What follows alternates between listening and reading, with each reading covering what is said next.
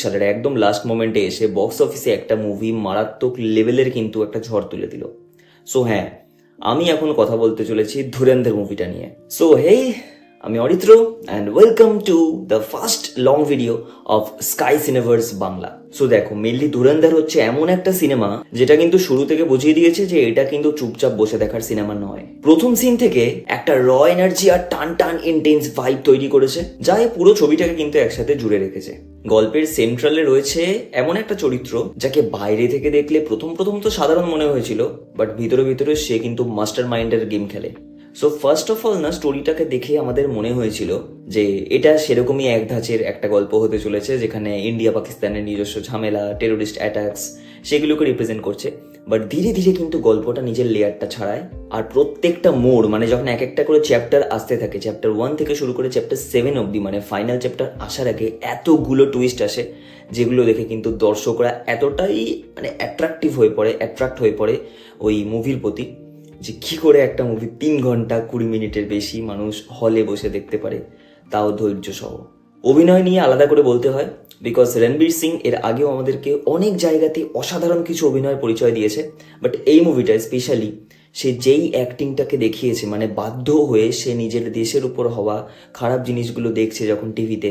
Even Arjun Rampal যখন বসেছিলেন এবং তিনি যখন অর্ডার দিচ্ছিলেন যে এখানে এখানে বম ব্লাস্ট করাতে হবে, উপর থেকে কমান্ডো নামছে তো ওদেরকে আগে মারতে হবে, সো এই টাইমটায় রণবীর সিং এর ফেসিয়াল এক্সপ্রেশনের মধ্যে যে চেঞ্জেস আসছিল সেটা কিন্তু মারাত্মক লেভেলে চোখে পড়ার মতন।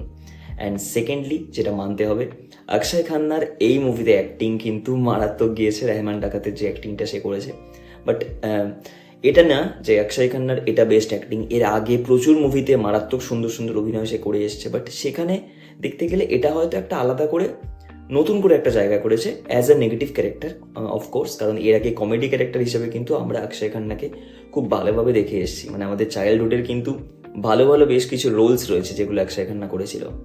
বাকি রইল সঞ্জয় দত্তের ক্যারেক্টার। সঞ্জয় দত্তের ক্যারেক্টার বলতে গেলে না, এটা অনেকটা সিমিলার টাইপের ক্যারেক্টারই হয়ে যাচ্ছে, কারণ এই টাইপের ক্যারেক্টার এর আগেও সঞ্জয় দত্ত বেশ কিছু মুভিতে প্লে করেছে। তাই নতুনত্ব সঞ্জয় দত্তের রোলে কম ছিল, বাট পারফেক্ট ছিল। যেই রোলে সে ছিল, এসপির রোলটা একদম পারফেক্ট ছিল। ওভারঅল ধুরন্ধর 2 তো আসছে, এটা তো অ্যানাউন্সমেন্ট হয়েছে 19 মার্চ 2026 রিলিজ করতে চলেছে। বাট এই যে টানটা ধরে রেখেছে, সেই টানটা ধরে রাখাটাই কিন্তু মুভির একটা ইম্পর্টেন্ট পার্ট। এবারে আরেকটা কথায় আসতে হয়, সেটা হচ্ছে ডিরেকশন। অবভিয়াসলি ডিরেকশন তো মারাত্মক লেভেলে সুন্দর হয়েছেই, না হলে এইভাবে প্রত্যেকটা চ্যাপ্টারকে একটার সঙ্গে আরেকটা লিঙ্ক আপ করা, এটাও কাইন্ড অফ টাফের মধ্যে পড়ে। And secondly background music, background score, Hanuman কাইন্ডের গান, এই সব জিনিস, বা ফিলিপাইন্সের যে গানটা রয়েছে, যে কারণে যে গানটার জন্য অ্যাকচুয়ালি অক্ষয় খান্নার ডান্সটা এত পপুলার হয়েছে, সব কিছুই খুব সুন্দরভাবে ম্যানেজ করা হয়েছে। ওয়েল ম্যানেজড একটা খুব সুন্দর স্টোরি, খুব ভালো স্টোরি এখানে দেখানো হয়েছে। বাট হ্যাঁ, একটা জিনিস মানতে হয়, আর মাধবনের মতন একজন বড় ক্যারেক্টার এখানে খুব ছোট্ট রোল পেয়েছে। বাট আমরা আশা করব যে ধুরন্ধর 2-তে অবভিয়াসলি আর মাধবনকে একটু বেশি চরিত্র দেওয়া হবে।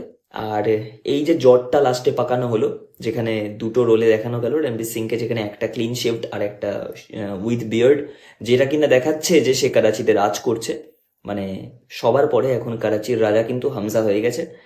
সেইটাকে কি করে ওরা জটটাকে ছাড়ায় ধুরন্ধর 2-তে, সেটাই দেখার বিষয়। যতদূর নিউজ আছে, যতদূর আপডেটস আছে, বেশ কিছু নতুন ক্যারেক্টারকে ইন্ট্রোডিউস করছে ধুরন্ধর 2-তে। আর মাধবনের সঙ্গে সঞ্জয় দত্ত, এরা দুজন থাকছেই অবভিয়াসলি। রেহমান ডাকাতের গল্প তো ওখানে শেষ, হামজা থাকছে, সারা অর্জুন থাকছে, বাট নতুন কিছু কিছু ক্যারেক্টার্সকে কিন্তু ইন্ট্রোডিউস করার প্ল্যান রয়েছে।